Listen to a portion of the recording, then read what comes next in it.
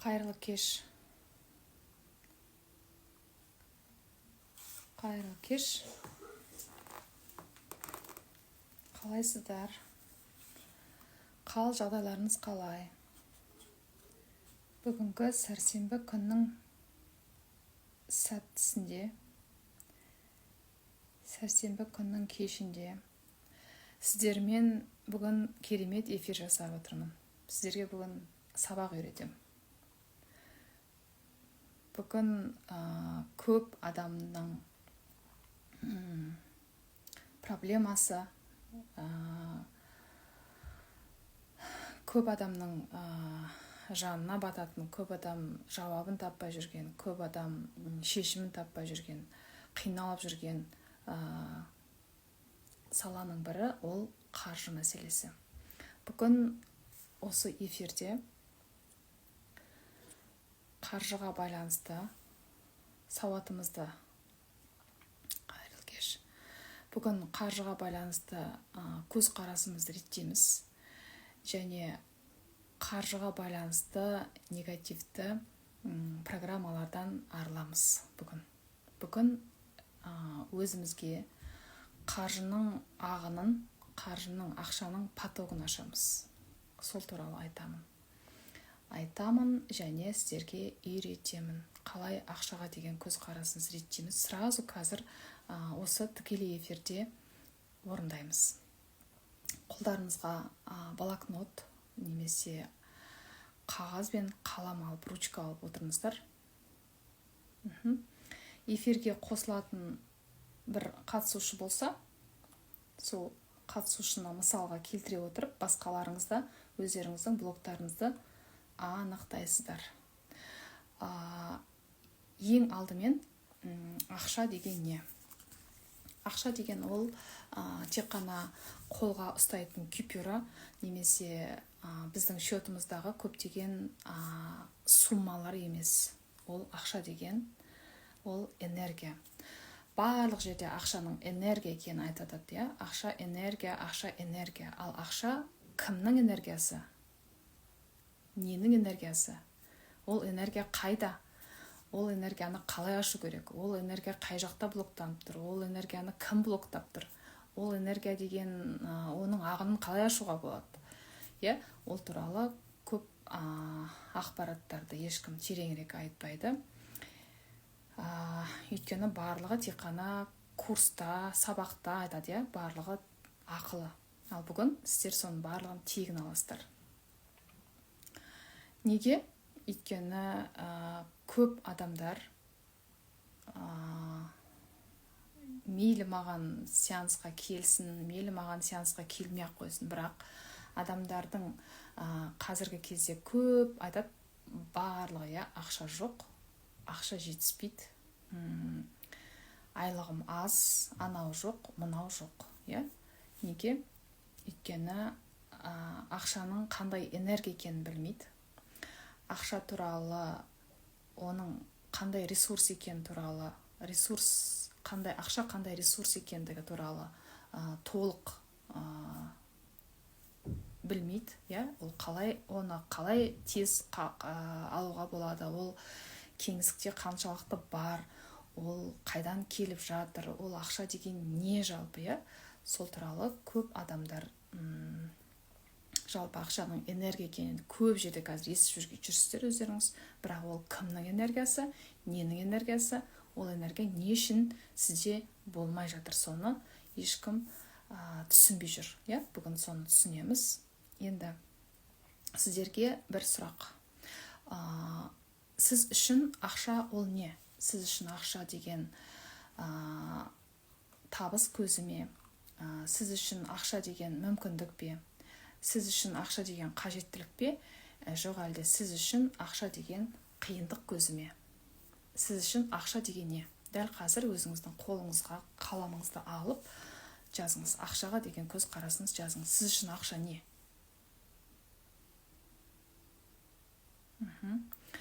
Эфирге қосылатын бір қатысушы болса, эфирге қосылып, сол кісіге проработка жасайық. Қалғандарымыз ақшаға байланысты блогымызды анықтаймыз және оны трансформациялаймыз. Бүгін проработка жасаймыз. Ақшаға байланысты бүкіл блоктарды шешеміз бүгін.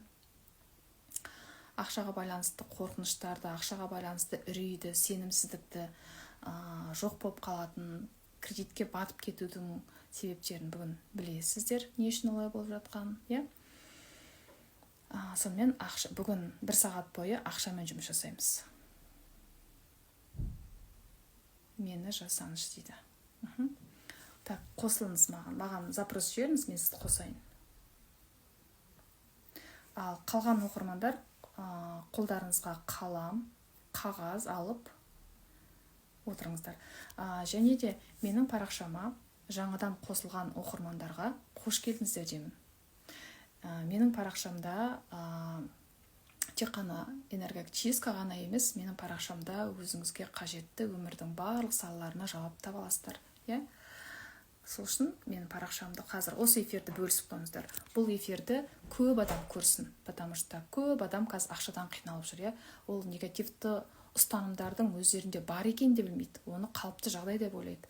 Ол программа, оның ойындағы күнде ақша туралы ойлап жүрген ойының барлығын программа екенін білмейді. Ол программаны қайдан үйреніп алғанын білмейді. Ол программа екенін түсінбейді. Ол өзінің ой екен деп ойлап жүр адамдардың көбісі. Сол үшін осы эфирді бөлісіңіздер. Қазір бөлісіңіздер, көп адам қарасын, көп адамдарға пайдамыз тисін. Тегін 1 сағаттық проработка болады. Так, ертең бізде четверге, пятница күні 2-ші бөлімі болады. Пятница күні өзіңіздің осы ақша табуға байланысты құндылықтарымызды қалыптастырамыз. Құндылықтарды анықтаймыз. Тегін сабақ үйретем.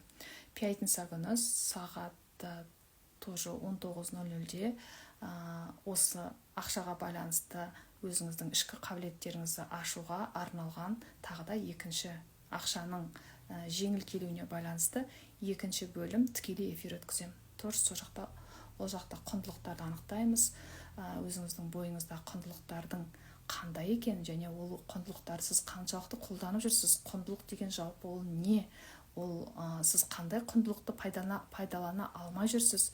Иә, сол туралы білім берем. Мені қабылдаңызшы, шаршап кеттім дейді. Давайте маған запрос жіберіңіз. Қамажай дейді. Қамажай. Я эфир сақтап қоям, бірақ қазір қатысыңыздар, иә? Мен білмеймін, эфир сақталады, бірақ сақтауға тырысамын.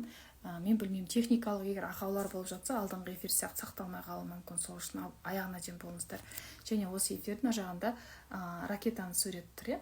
Сол ракетамен достарыңызға, таныстарыңызға, туыстарыңызға жіберіңіздер. Олар да ақшамен қарым-қатынасын реттесін. Барлық адамда бай болуға, барлық адамда жеткілікті мөлшерде, молшылықта өмір сүретін энергия бар. Барлық адамға бірдей беріледі.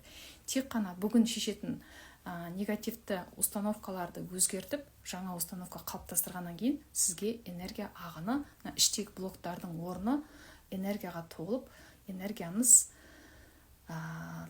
толыға бастайды. Я, ақша деген ол энергия ғой, ал ол кімнің энергиясы, ол ненің энергиясы қазір айтатын болам.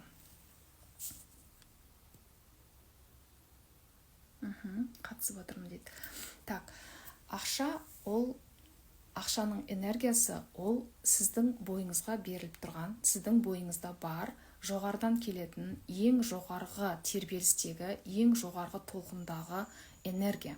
Сіздің бойыңызда ең жоғарғы толқындағы сол ақшаның, молшылықтың энергиясы аз болғанда, яғни денеңізде блоктар, қорқыныштар, үрей, сенімсіздік, өзіңізді лайықсыз көру, өзіңізді бағаламау, өзіңіздің құндылығыңызды білмеу, өзіңізді шектеу, тек қана бір ғана табыс көзінен ғана табыс табамын деп ойлау, иә, оның барлығы сіздің ақша каналыңызды блоктап тұр, иә. Яғни ақша каналы деген ол арнайы бір ақшаның каналы емес. Ол төбеден сізге келіп тұратын үлкен поток энергия. Адамның бойымен үлкен поток Құдайдың энергиясы өтіп, еркін өтіп, жер анаға барып тұру керек. Біз жер мен көкті байланыстырушы байланыстырушымыз, сосудпыз біз. Жер мен көкті байланыстырып тұратын потокпыз біз. Енді сол потоктан энергия дұрыс қозғалмаған кезде сіз беріліп тұрған энергия сізге күнде құйылып тұр, бірақ сіздің энергияңыз денеңізге, яғни денеңізбен дұрыс қозғалмай тұр. Сол үшін сізге азғантай ғана энергия келіп тұр, потому что сіз айтып тұрсыз, ойыңызбен, санаңызда шектеуші ұстанымдар бар. Ақша жоқ, жетпейді, аз, адамдар мындай, өкімет кінәлі, пособие алмаймын, пенсия азайып кетті, жаңағы айлығымыз өспей жатыр, процент ұстап қалады, тағы да бірдеңе, сондай жауаптарыңыз бітпей жүрсе, сіз демек сол потокты келген үлкен Құдайдың энергиясын сіз денеңізде қабылдай алмай жүрсіз. Сондықтан сізде ақша потогы жабық. Ол ең бірінші мәселе. Одан кейін ақша ол сананың кеңдігі. Ақша деген ол сіздің ақшаға деген көзқарасыңыз және санаңыздағы ақшаға деген біліміңіз және өзіңіздің ішкі құндылықтарыңыз. Және ақша ол қаржылық өзіңіздің мақсаттарыңызға келеді. Қандай мақсатты нақты сіз қоясыз, сол мақсатқа ақша келеді. Егер де сіз ай сайын тек қана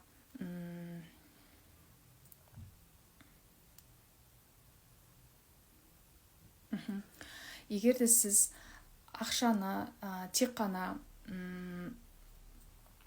кредит жабуға ғана қажет деп, соны ғана жоспар деп алсаңыз, онда сіз бүкіл сізге келіп тұрған бүкіл ресурстың барлығын тек қана сіз сыртқа төгіп жатырсыз. Тек қана сіз аласыз, сізге келеді ақша, ал сізде басқа жоспар жоқ. Потому что сіз мысалы 150 000 теңге айлық алатын болсаңыз, оның 100 000 теңгесін кредитіңізге төлейтін болсаңыз, ар жағындағы 50 000 теңгемен ғана шектелесіз, сіз ары қарай жоспар құра алмайсыз. Сізде жоспар болмағандықтан, сіздің ар жағындағы үлкен жоспарыңыз болмағандықтан, мына жердегі ғана кішкентай жоспарыңызды құрдыңыз, кредит жабам деген болды.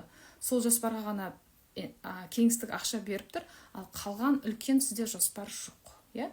Сондықтан сізге ақшаның да сіздің санаңыздың шектеуі қандай болса, сіздің энергетикалық сосудыңыздың да объемы, яғни сыйымдылығы сондай болып тұр.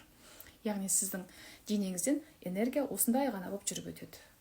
Ол өте үлкен болу керек. Сіздің құлашыңыз қай жерге жететін болса, екі қолыңыз екі жаққа созған кезде, сіздің ақша потогыңыз, ақша каналыңыз соншалықты жуан болу керек. Соншалықты сіз жуан, ақша өткізетін, үлкен энергияны өткізетін сосуд болу керексіз. Ал сіздің энергияңыз мынандай ғана болып тұрса, сізге сол мөлшерде ғана сол сыйымдылықта ғана ақша келетін болады. Енді одан кейін қазіргі табысыңыздың мөлшеріне қарай сіз өзіңізді сол жасап жүрген жұмысыңызбен ғана шектеп жүрген болсаңыз, ол да сіздің қаржыңыздың тұрақты, тек қана бізде бұрын қалай үйретті бізде, тек қана тұрақты жұмыс деп, мысалы мұғалім, дәрігер, тағы да басқа, тек қана тұрақты жұмыспен ғана сен ақша табасың, сен жұмысың тұрақты болу керек деп бізге бір ғана дипломмен, бір ғана мамандықпен ақша табуды ғана үйретті. Ал қазір не өзгерді? Энергия өзгерді, қазір заман өзгерді, қазір адамның ой санасы дамыды, қазір өте жоғарғы интеллектуалды заман. Қазір сіздің санаңыздың, бұрынғы сіздің санаңыздың деңгейі осындай болған болса, ал қазіргі әлемнің, ғаламның санасы өте кең болғандықтан, сіздің энергияңызға осындай жіп-жіңішке ғана сыйымдылығы бар энергияңызға, бүкіл энергия, толып тұрған энергия сыймай жатыр. Сыйғыза алмай тұрсыз. Өйткені сізде ақшаға деген сенім жоқ, ақша тез бітіп қалады деп қорқасыз, ақша тез келсе, қалай келді солай кетіп қалады деп ойлайсыз, келесі айлыққа дейін осы ақшаны жеткізу керекпін деп ойлайсыз. Оның барлығы сіздікі емес. Қазіргі сіздегі қорқыныш та, күмән да, күдік те, ақшаға деген қорқыныш та ешқайсысы сіздікі емес, вообще сіздікі емес. Жерде 90% адам программамен өмір сүріп жүр. программа ол қоғам берілген, ол мектеп берген, ол жоғарғы оқу орны берген, ол ата-ана берген, ол тектен жалғасып келген программалар. Олардың барлығы тоқтамайынша сіз өзіңіздің ішкі потогыңызды сезінбейсіз. Тек қана сіздің миыңызда, денеңізде программалар сөйлеп тұра беретін болады. Ал енді тағы да енді өздеріңіз маған осы жаққа жазсаңыздар, кімде қандай ақшаға деген көзқарас бар. Так, қағаз қаламдарыңызды алып отырсаңыздар, маған запрос жіберген кісі бар екен, сол кісімен қосайын.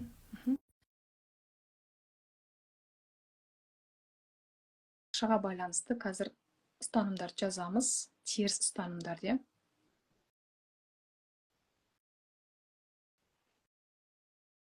Сөйтіп, оларды қазір өзгертеміз. Давайте. Кімде қандай установка бар? Осында жазыңыздар, қан көрейік.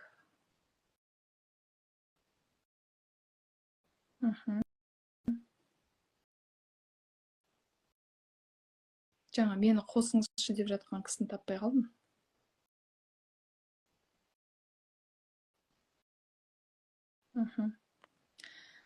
Так.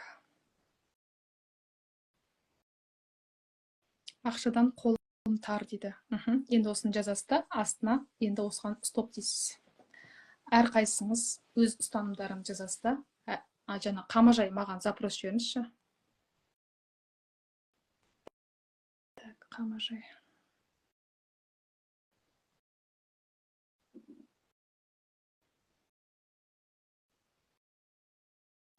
Маған запрос жібере салсаңыз. Так. Давайте бастайық. Бастаймыз. Менің ақшаға деген көзқарасым жазамыз.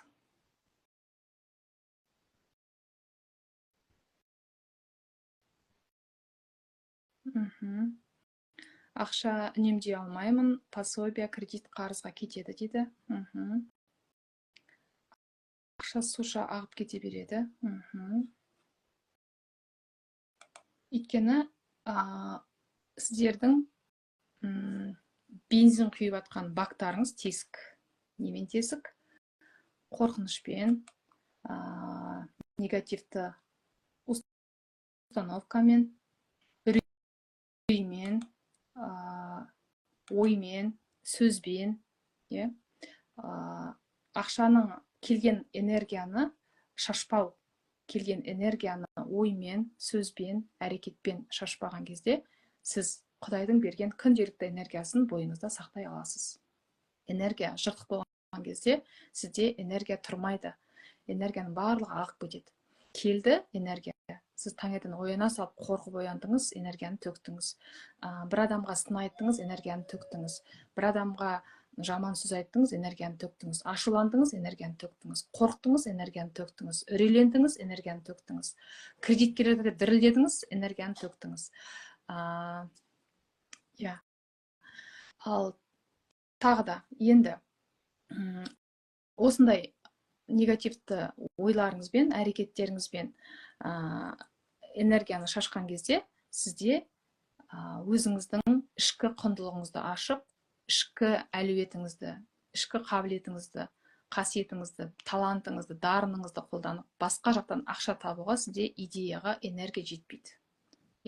Сіз келген энергияны, ақшаның энергиясын барлығын суша шаштыңыз. Барлығы кетті.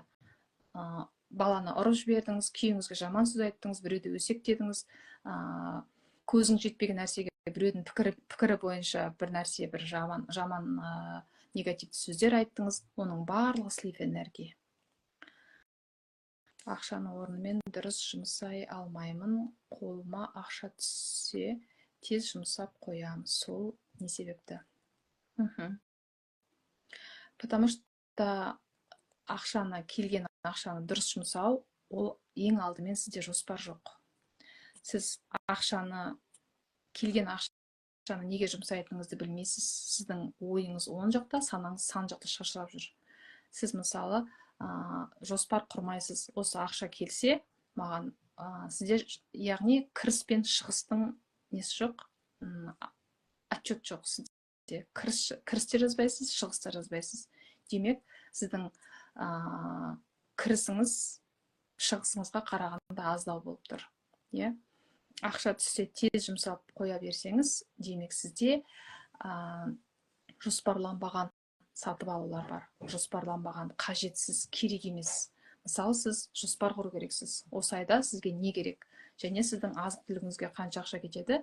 Және сіз бала шағаңызға қанша ақша бөлесіз? Кредитіңізге қанша ақша кетеді? Иә, солай. Так, давайте бүгін установкалармен жұмыс жасайық.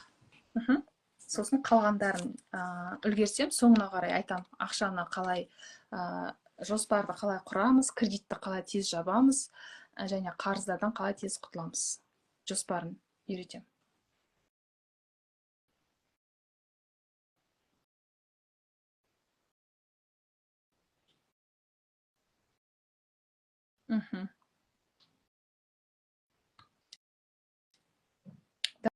Давайте енді.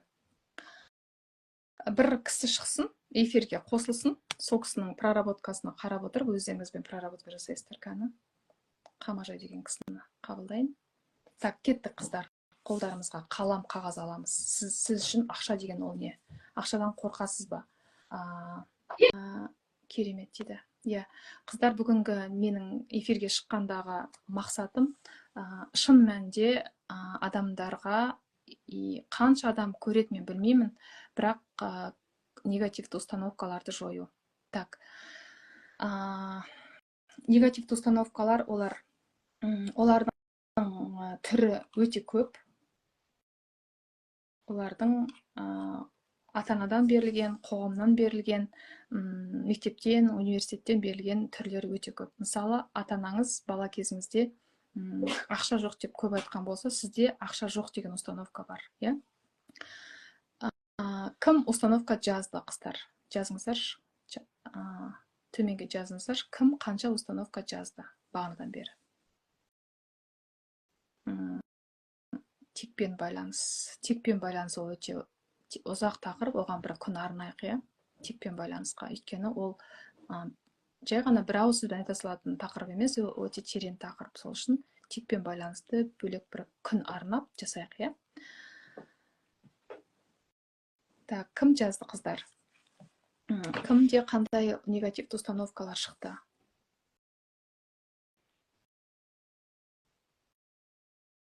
Кімде қандай ақшаға байланысты қорқыныштар бар? Енді сол қорқыныштардың барлығын, негативті установкалардың барлығын жазып болғаннан кейін,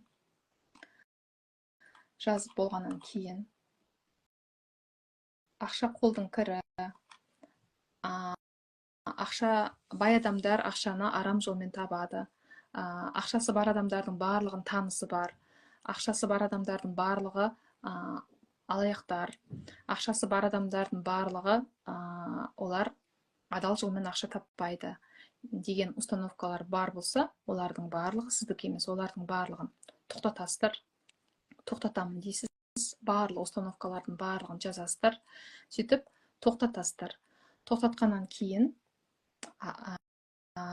тура сол негативті сөзге қарама қарсы антоним сөз құрастырасыздар. Мысалы, бай адамдар жамандар, немесе бай адамдар ақшаны адал жолмен таппайды деген установка болатын болса, соны енді позитивке ауыстырамыз. Ақша мүмкіндік, ақша энергия, біздің энергиямызға келеді. Ақша біз қалай ойласақ, солай келеді. Ақша таусылмайды, әлемде ақша көп дейді. Дұрыс жаздырсыз. Енді осы жазғандарыңыз қаншалықты ішіңіздегі установкамен, қаншалықты миыңыздағы, санаңыздағы установкамен жанасады, соны тексеріңіз. Ой сізге тек қана позитивті установканы ғана тауып беруі мүмкін. Ал мысалы, ақша жоқ болып қалса, ақшаңыз бітейін деп қалса, немесе кредитіңіз жаба алмай тұрсаңыз, немесе қарызыңызды бере алмай тұрсаңыз, сізде уайым болса, қорқыныш болса, онда ол негативті программа деген сөз. ақша жоқ деген сөздің орнына ақша үнемі бар деп ауыстырамыз.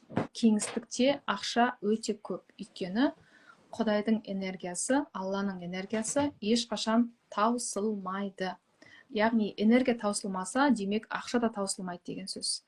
Кеңістікте қаншалықты энергия көп, ғалам қаншалықты кең, шексіз болса, ақша да соншалықты шексіз, ұшы қиыры жоқ ақшаның.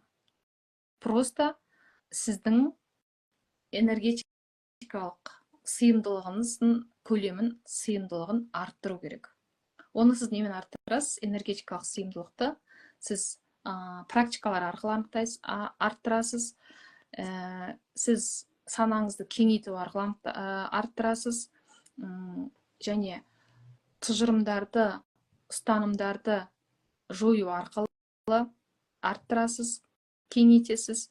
Одан кейін 7 қуат көзін ашу арқылы сіз ақша потогын, ақша каналын аша аласыз. Және ақша каналының ашуына өзіңіздің алға қойған арман мақсатыңызға байланысты оған да әсер етеді.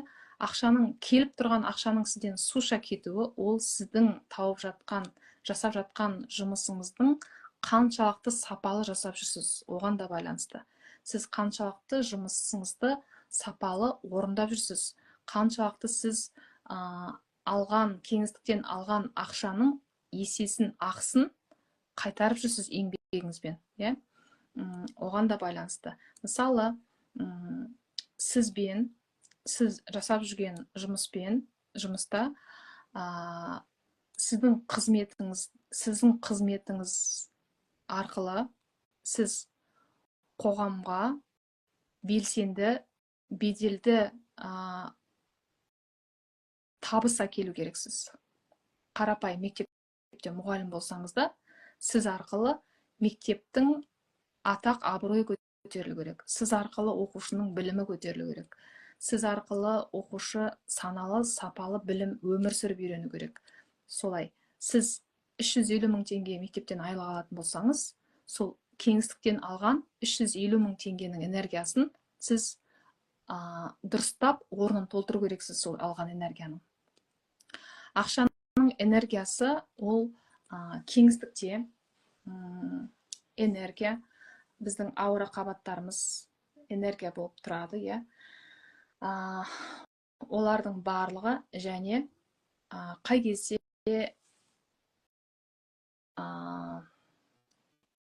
кәдімгідей энергетикалық сізде қарыздар пайда болады.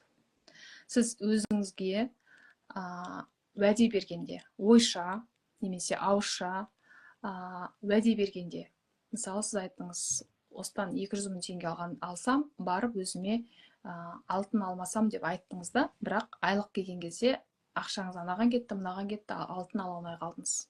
Сізде мына жақта энергетикалық яма тұр.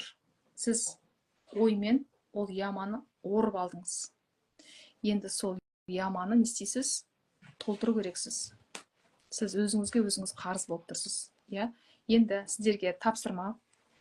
Осы күнге дейін ойыңызбен, сөзіңізбен, әрекетіңізбен қандай уәде, серттер жасадыңыз? Өзіңізге, балаңызға, отбасыңызға, құрбыңызға, жұмыста қандай тапсырманы сіз орындамай жүрсіз? Оның барлығы сіздің энергияңызды алып тұр, ұрлап тұр. Яғни соның барлығын кеңістікте сіз жауып отыру керексіз. Оның барлығы сіздің алға қарай бүтін болып, энергияңыздың толықтай бүтін болып, алға қарай жылжуыңызға кері әсерін тигізеді.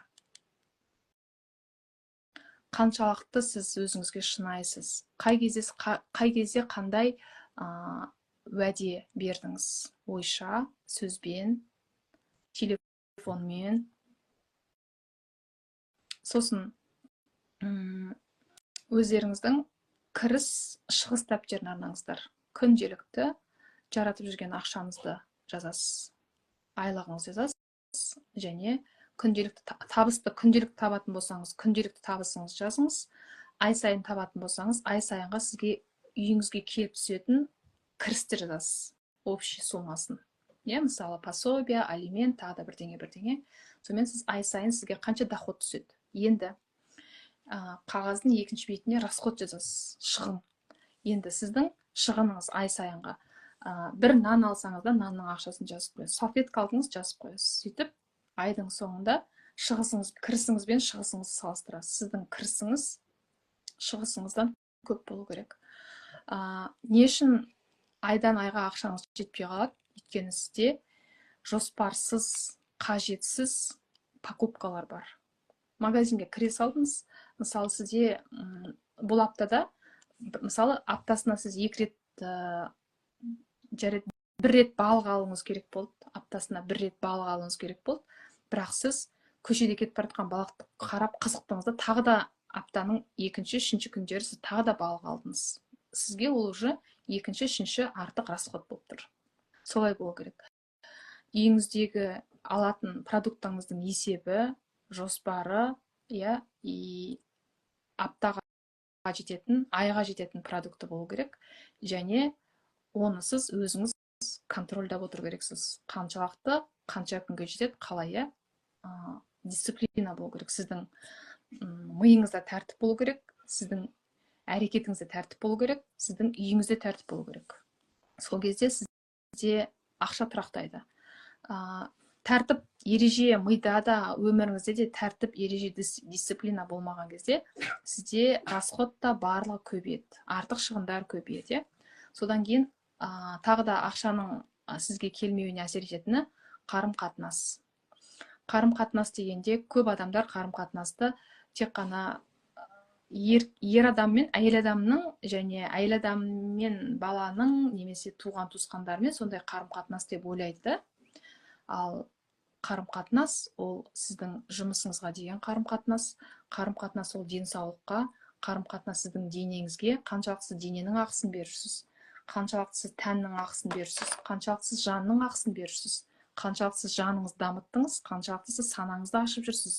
Сізге берілген ақша ол тек қана сіздің материалдық тұрғыдағы қажеттіліктеріңізді жабуға ғана беріліп тұрған жоқ ол ақша. Сіз қаншалықты қазір мысалы өз-өзіңізді тек қана сол 150 мың көлемінде ғана шектеп өмір сүріп жүрген болсаңыз, сіз егерде 150 мыңнан да көп ақша қажет жоспарларды құрып көріңіз, сізге сол ақша келеді. Кеңістік солай жұмыс жасайды. Қарым-қатынас ол қарым-қатынас деген ер адам мен әйел адамның, ана мен баланың, әке мен баланың ғана қарым-қатынасы емес. Қарым-қатынас деген ол сіздің денсаулығыңызға қарым-қатынас, не ішіп, не жеп жүрсіз, қаншалықты сіз энергияңызды көтеретін нәрсені жасап жүрсіз, тәніңізге қарым-қатынас, жаныңызға қарым-қатынас, заттарға қарым-қатынас, иә. Сіз ғаламда әрбір адаммен, әрбір затпен өте тығыз байланыстасыз. Мысалы, қоқыстың жанында отырған адамға қарап, одан жиіркеніп өтетін болсаң, сіз оның ішіндегі таптаза, оның ішінде де таптаза энергия бар, оның ішінде таптаза рух бар, оның ішінде таптаза жан бар, бірақ оның сыртқы бейнесі, оның программасы. Адамдардың барлығын бірдей көру, адамдарды алаламау, адамдарға бірдей қамқор болу, адамдарға бір деңгейде қарау, адамдарға бір деңгейде жақсылық жасау, ол да сіздің қаржылық потогыңыздың, ақша потогыңыздың ашылуына көмектеседі. Қаншалықты сіз өз өміріңізге жауапкершілік алып жүрсіз, сіз бала позициясында жүрсіз ба, жоқ жертвасыз ба, жоқ спасательсіз ба, оны анықтау керек. Мен адамдарды сканерлегенде адамдардың санасының деңгейін көрем. Сол кезде жастары 40-та, 50-де болып тұрса да, саналары 18-де, 21-де болып тұрады. Саналары өспеген, дамытпаған. Сол подростық қалпында қалып кетті. Сөйлеген сөзі де сондай, өзін ұстауы да сондай, білімі де сондай, айтқан сөздері де сондай, кішкентай бала сияқты сөйлейді. Иә, ол деген сөз ол да ақшасының аздығын білдіреді. Ал 15 жасар бала, 16 жасар балаға ақша зарабатывать ететін жаста емес қой олар. Иә? Ал үлкен адамның рөліне кіріп, үлкен адамша ақша табуға шешім қабылдап, иә, әрекет жасаған кезде шешім қабылдау керек. Вот мен бүгіннен бастап жаңа деңгейге өтемін. Мен бүгіннен бастап ешкімнің ешқандай пікірін, ешкімнің ешқандай сырттағы әңгімелерін тыңдамаймын. Мен бүгіннен бастап жақсы өзім қалаған өмірді сүремін деген кезде шешім қабылдайсыз. Сізге сол кезде кеңістік жақсы өзіңіз қалаған өмірді береді. Дәл қазіргі сүріп жатқан өміріңіз осыдан 1 жыл бұрын, 2 жыл бұрын сіздің ойлаған ойыңыз. Дәл қазір бүгінгі күннен бастап ақшаға деген ойыңызды, қарым-қатынасыңызды өзгертсеңіз, қазір энергияның тез толқындардың тез байланысуына байланысты, энергияның тез жаңағы вибрацияның тез көтерілуіне байланысты сіздің баюыңыз да тез болады. Қазір байым десеңіз, сіз жарты жылдың ішінде байып кетесіз. Үй алам десеңіз, 1 жылдың ішінде үй алуға болады. Көлік алам десеңіз, жарты жылдың ішінде көлік алуға болады. Ол үшін өзіңіздің ішкі энергияңызды, яғни келіп тұрған Алланың энергиясын таза ұстау керек. Таза ұстау керек. Оны дұрыс жұмсай білу керек энергияны, келген энергияны. Негізгі адамды шектейтін ұстанымдар, олар сол қорқыныштар. Ақша болмай қалады, ақша тез қалай келеді, солай кетеді, ақша қолдың кірі, жаңағы көп ақша болса, Құдай мені жазалайды, көп ақшам болып қалса, Құдай маған басқа бермей қояды, мен осы ақшаны жаратып қойсам, Құдай маған тағы да бермей қояды, деген сияқты, иә. Өйткені осы күнге дейін бізде көптеген теріс ұстанымдардың барлығы адамдардың ауыздан ауызға таралған установкалары. Сіздің өзіңіздің де қазіргі өзіңіздің дәл қазір ақшаға байланысты ойлап отқан ойыңыз, дәл қазіргі өзіңізге сұрақ қойыңыз қазір. Ақша деген ол не деген кез? Барлық адам айтады, ақша деген ол жақсы, ақшам болсам ананы алатын едім, ақшам болсам мынаны алатын едім дейді. Бірақ тура ақша деген тақырыпқа келген кезде қорқады. Ақша келмей қалатын сияқты қорқады.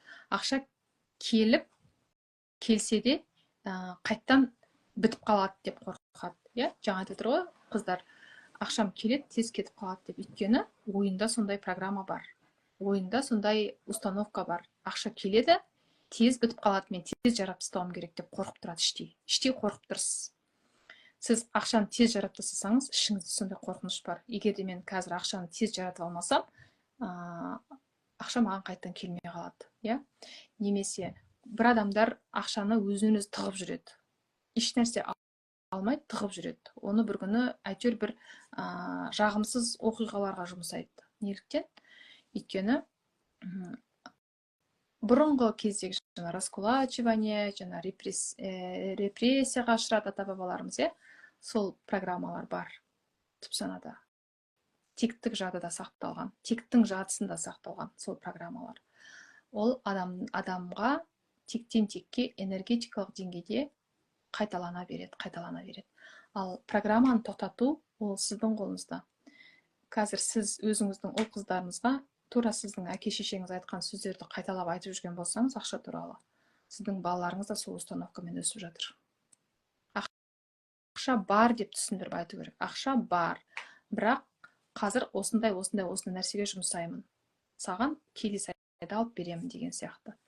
Ақша жоқ, аузыңды жап, мен қайдан табам, жерден қазанба, мені сат, менің көйлегімді сат деген сияқты нәрселерді балаға айтып жүрген болсаңыз, ертең ол балада да ақшаға байланысты негативті установкалар қалыптасады. Енді сіздерге тапсырма, өздеріңіздің жаңағы кісі эфирге шығып, бір кісі шығып, барлығын толықтай талдап көрсеткім келіп еді, бірақ енді ол кісі өзінде қандай установка бар екенін де білмейді. Установка деген ол мида қалай жұмыс жасайтынын да түсініп тұрған жоқ, программа деген мүлдем түсініп тұрған жоқ. Сондықтан өздеріңізге тапсырма. кез келген негативті установкаға стоп дейміз да, жаңа установка қалыптастырамыз. Ақша жоқ дегеннің орнына кеңістікте ақша өте көп, мол. Маған ақша жеңіл келеді. Мен өзімнің сүйікті ісім арқылы ғаламға пайда келтіре отырып, ақшаны жеңіл табамын, тауып жүрмін, таптым, иә. Сосын ай сайынғы өзіңіз тапқыңыз келетін сумма. Сосын сол сумманы, ай сайынғы тапқыңыз келетін сумманы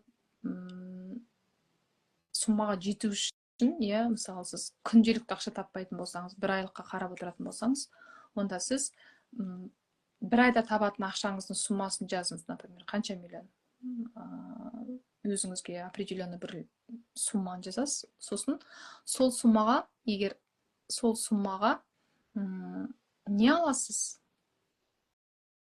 Сізде четкий план болу керек. Мысалы, сіз біреудің үй алып жатқанын көрсеңіз, мен де үй алсам екен дейсіз. Сосын біреудің көйлек алып жатқанын көресіз, ойбай, мен де көйлек алсам екен дейсіз. Біреу айфон алса, ойбай, мен де айфон алуым керек еді дейсіз. Көрдіңіз ба? Ой, как андай ағаштан ағашқа секірген маймыл сияқты секіріп жүргізсін ойыңыз. Оның барлығы сіздікі емес. Оның алып жатқан үйі сізге мүмкін әлі қажет емес шығар. Сізде басқа жоспар бар шығар.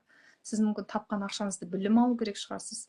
Сіз тапқан ақшаңызды білімге құйып, санаңызды кеңейту керек шығарсыз. Әр адамның өзінің ішкі түйсігі біледі, ішкі жанның қалауы біледі. Дәл қазіргі сіздің арманыңыз, көп адам айтады, менің арманым орындалмайды деп. Біріншіден, арманның орындалмауы адамның энергиясы таза емес. Мен қаншама көп адамдар тазартам, көп адамдар намаз оқиды, 5 мезгіл намаз оқиды, иә, бірақ ешқандай тілегі, Құдай менің как будто дұғамды естімейді дейді. Сондай бар, сондай адамдар өте көп. Намаз оқитын адамдар келеді. Ол неден? Ол энергиясы таза емес. Яғни қорқады, күмәнданады, ренжиді, жек көреді, жаман сөз айтады, ашуланады, айқайлайды, иә. Сол кезде ал қорқыныш, үрей, күмән ол Құдайдікі емес. Сіз Құдайдан қорықпау керексіз. Құдай сізді жақсы көреді. Құдай жазалайды, Құдай ұрады деген установкалар ол сіздікі емес. Жаңағы бізді өйткені бала кезімізден қорқытып өсірді ғой. Иә? Бай болсаң тонап кетеді, байлықтың пейнеті көп, бай болсаң оның барлығына жауап беру керек, бай болсаң оның барлығын жауапкершілігі бар, бай болсаң тәкаппар болып кетесің, бай болсаң сен тонап кетеді, бай адамдардың проблемасы көп, сондай, иә? Осындай нәрселердің барлығын өздеріңіз тізіп жазып жүріңіз да, иә? И сразу тоқтатып, орнына жаңа установка қалыптастыра бересіз. Сіз жаңа установка қалыптастырған сайын сіздің энергияңыз өзгере бастайды. Сізге миыңыз бағына бастайды. Миыңыз сізге бағынған кезде сіздің денеңіз сізге бағына бастайды. Мидан бөлек сіздің денеңізде, мидың ішіндегі 86 миллиард нейроннан да артық информация біздің денемізде бар. Өйткені біздің денеміз 80% судан тұрады. Ал су информация сақтайды. Негатив болсын, позитив болсын, су информацияны сақтайды. Ал сіздің әрбір клеткаңыз, әрбір нейроныңыз, әрбір ДНК-ңыз, әрбір қан тамырыңыз, әрбір теріңіз, иә, оның барлығының ішінде не бар? Су бар. Су сіздің бүкіл информацияңызды сақтайды. Айналада қандай ақпарат сіз қабылдадыңыз, қалай көрдіңіз, қандай эмоция болды, бәрін дене біледі. Дене барлығын жаттап алған, дене барлығын біледі. Так, саламатсыз ба? Сұрақ бар ма? Осылайша қыздар енді бүгін осылай программаны жоюды үйрендік, иә. Жаңадай басында айтып кетті ғой, қыздар, мен ақшаны тез жаратып жіберемін деп, иә. установкаларыңызды өзгертіңіздер. Мен ақша табамын, ақша маған тұрақтайды. Менің банктік счетімде қыруар ақша тұрады. Соны өзгертесіз. Ақшаға байланысты қарым-қатынасыңызды қалай өзгертесіз, қалай ойлауыңызды, санаңызды ақшаға байланысты өзгертесіз, сол кезде сізге ақшаның энергиясы ашыла бастайды, көресіз, өзіңіз байқайсыз. Бірақ оны күнделікті орындау керек. Егерде ақша потогын энергетикалық деңгейде тазарынып, ақшаның потогын энергетикалық деңгейде ашуға болады. Оның барлығын тоқтатуға болады, және бүкіл чакраны, бүкіл энергетикалық қуат көзінің барлығын ашып, барлығын өз деңгейінде өзінің кәдімгі жұмыс жасайтын системасына келтірген кезде, барлық блоктардың бәрін тазартып, сізге ішіңізден энергия тазарады, кеңейеді, жоғарыдан келген энергия емін еркін жерге қарай құйылатын болады. Энергия дұрыс қозғалмаған кезде, жермен дұрыс байланыспаған кезде, энергия бұғатталып тұрады. Жермен байланысу арқылы сіз жерден бүкіл молшылықты аласыз. Өйткені жер ол трансформация. Жер бар нәрсені жоя алады, жоқ нәрсені жаңадан өсіріп шығара алады. Жер ол трансформация.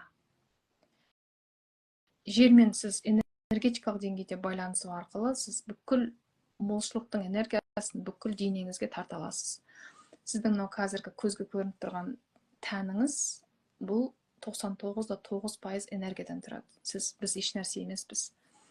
Энергияны осы денеден просто как кристалл ретінде, энергияны просто кристалл ретінде кәдімгідей әйнектен энергия өткен сияқты ғып, мысалы тордан немесе тордан бір энергия өткен сияқты, немесе әйнектен бір сәуленің түскені сияқты прозрачный болып тап-таза болған кезде денеңіз, сіздің денеңізден энергия толық жүреді. Сізден қорқыныш та кетеді, үрей де кетеді, күмән да кетеді, күдік те кетеді. Еш нәрсеге уайымдамайсыз. Неге менен энергетикадан өткен қыздар айтады, бұрын ақша десе қорқып дірілдеп тұрушы едім, вообще қорқпай қалдым, бір Құдайға деген үлкен сенім пайда болды дейді. Құдайға деген үлкен сенім пайда болғанда, уже сізде молшылықтың энергиясы ашыла бастайды. Потому что енді сіз қараңыз, біз тыныс аламыз, тыныс аламыз, бірақ тынысты кеңінен аламыз ғой, біз экономить етпейміз, бізге тынысты өлшеп берген жоқ. Кеңістік соншалықты кең, бізге тынысты ешкім өлшеп берген жоқ. Ал біздің тынысымызды басқаратын ол Алла, бізді басқаратын. Біз адамдар өзімізбен өзіміз жүрмейміз. Бізді басқаратын өте жоғарғы энергетикалық күштер бар. Олар бізге жол көрсетеді, олар бізді басқарады. Олар бірақ біздің ешқашан таңдау еркімізге кірмейді. Адамның өзінің таңдау еркі бар. Ол Құранда да жазылған, ол Библияда да жазылған, ол барлық діннің қасиетті кітаптарында жазылған. Адам өз тағдырын өзгерте алады деген. Ал қандай тағдырды өзгерте алмайды? Ол, мысалы, сіз әйел болып туылдыңыз, әйелдік тағдырыңызды өзгерте алмайсыз. Ер адам болып туылдыңыз, ер адамнан әйел адамға өзгере алмайсыз. Мысалы, адам болып туылдыңыз, осы өмірде, мысалы, адам болып жүрген жеріңізден мысық ит болып кете алмайсыз, өзгерте алмайсыз. Бірақ осы адами ерекшелікпен берілген құндылығымыз бар ғой ішімізде. Біз жердің бетіндегі ең құнды, ең бағалы, ең қасиетті жаратылыс ол адам. Өйткені адамда сана бар. Адам өзінің санасын кеңейту арқылы өзінің тағдырын өзгерте алады. Тағдырын өзгерту үшін адам өзі шешім қабылдайды, таңдау жасайды. Қазіргі сүріп жатқан қиын, жылап, сықтап, жаңағы таяқ жеп жүрген өміріңіз ол сіздікі емес, ол программа. Өмірге адамды жібергенде рахаттанып, өзіңді танып, жаратылысыңды танып, санаңды кеңейтіп, білім ал да бақытты өмір сүр деген. Тағдырыңыздың өзгеруі сіздің қолыңызда. Тағдырды өзгертуге болады. Гендік программаны өзгертуге болады. Бұрын тұқым қуалаушылық, тұқым қуалайтын аурулар дегенді өзгертуге болмайды деп айтатын. Қазір болады. Өйткені ол кезде генетикалық аурулар мен генетикалық программаларды өзгертуге болмайды деген болса, қазір ғылым соны зерттеді, дәлелдеді. Адамның нейропластикалық, нейробиологиялық, физиологиялық, клеткалық, ДНК-алық деңгейде адам өзін өзі программалап, өзін өзі емдеп, өз өмірін өзі құрастыра алады. Өзінің тағдырын өзі құрастыра алады. Оның ешқандай қиындығы жоқ. Тек қана жауапкершілік алып шешім қабылдайсыз, болды. Сізге Құдай ойламаған жерден нәрсені әкеліп береді. Бізде көп адам ақшаға байланысты өзін шектеп қояды. Маған өте көп клиенттер жазады, өте көп. Барлығына көмектескім келеді, иә, барлығына жолын ашып бергім келеді, қолымнан кеп тұрғаннан кейін. Бірақ өздерін шектейді. Менде ондай ақша жоқ дейді. Ақша ғаламда көп, просто шешім қабылда, болды. Мен осыдан өтуім керекпін, мен өмірімді өзгерткім келеді. Маған Аллахым бір мүмкіндік берші. Мен өзгеремін деп шешім қабылдаңызшы. Сіз Құдайдың сізге қанша сіз ойлағаннан да миллиард есе мүмкіндіктерін беретінін білмейсіз. Просто шектеу сіздің миыңызда ғана. Сіз ойлайсыз, менде қазір ақша жоқ, мен күйеуім ақша бермейді, мен алиментке қарап отырмын, мен пенсияға қарап отырмын, мен пособияға қарап отырмын. Ақша жоқ қой деп ойлайсыз. Ақша бар, өте көп ақша. Ақша жоқ деп тұрған ол сіздің миыңыз. Ол сіздің миыңыздағы программа сөйлеп тұрған. Сол үшін өзіңіздің миыңыздағы программаларды тоқтататын да, сол программаны өміріңіздің соңына үшін қайталап жертва болып, ақшасыз, төмен, өзіңіз қаламаған, өзіңізге ұнамайтын өмірді сүрсеңіз өзіңіз білесіз. Немесе шешім қабылдап, бүгінгі сәттен бастап жаңа өмірге қадам бассаңыз да өзіңіз білесіз. Сіздің энергияңыз өзгергенде барлығы өзгереді. Өйткені сіз энергиясыз. Адамның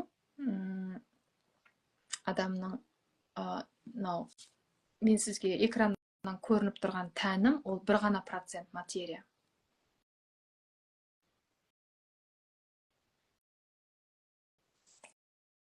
Қалғанның барлығы энергия. Егер қазір мен кванттық физикадан қарайтын болсам, иә, мен транстық кейде қараған кезде кванттық физикадан қараймын ғой. Мен транстық кейде адамды сканерлегенде адамның кванттық биоөрісін қараймын. Кванттық физикадағы жоғарғы әлемдегі адамның ескі нұсқасы мен жаңа нұсқасын қараймын, иә. Сол кезде адам тек қана энергия. Өкпе, бауыр, ішек, қарын бәрі энергия болып көрініп тұрады. Оны ғалымдар зерттеді ғой, қазір аппарат шықты. Южна Кореяда, Америкада, Қытайда.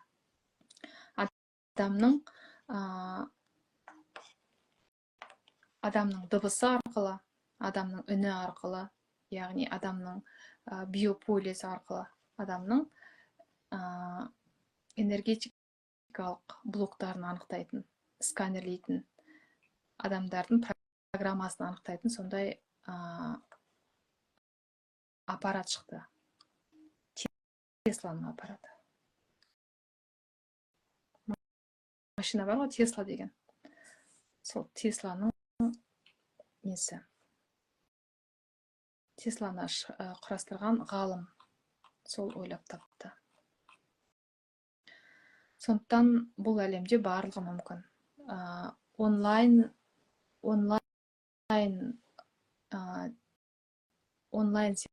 сеансқа сенбейтін адамдар, олар әлі де ескі советтік дәуірдегі ескі программада әлі барлығы көзбен көріну керек, барлығын ұстап көру керек, сондай программада жүрген адамдар. Иә, ал ешқандай ауруды қолмен ұстай алмайды, ешқандай қорқынышты қолмен ұстай алмайды, ешқандай үрейді де қолмен ұстай алмайды. Неге ұстай аласыздар ма?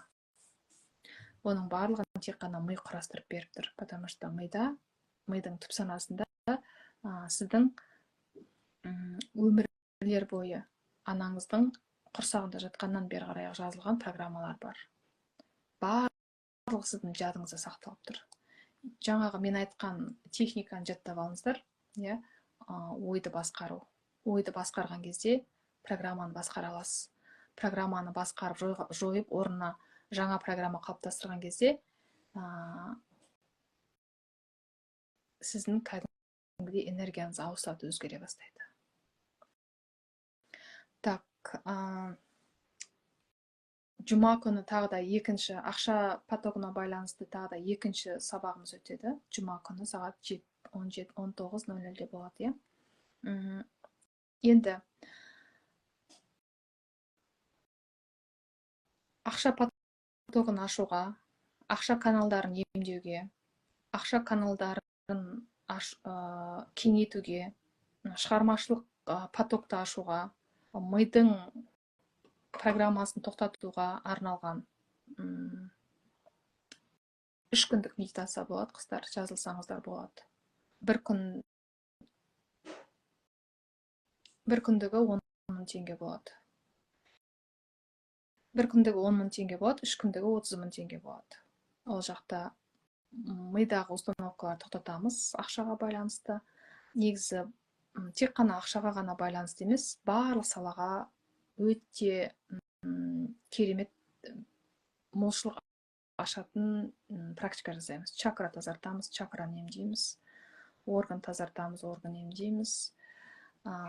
Блоктар тазартамыз, денені тегістейміз. Өзіңіздің энергия қабаттарыңызды кванттық нұсқада өзіңіздің энергия қабатыңызды көресіз, және оған позитивті установка қалыптастырасыз. 3 күндік ақылы кванттық медитацияға жазылу ашылды, қыздар. Өткендегідей, алдыңғыдай 3 күн жасай едік қой. Солай, бірақ бұл жолы тағы да тереңірек болады. Бұл жолы ақша каналына байланысты болады.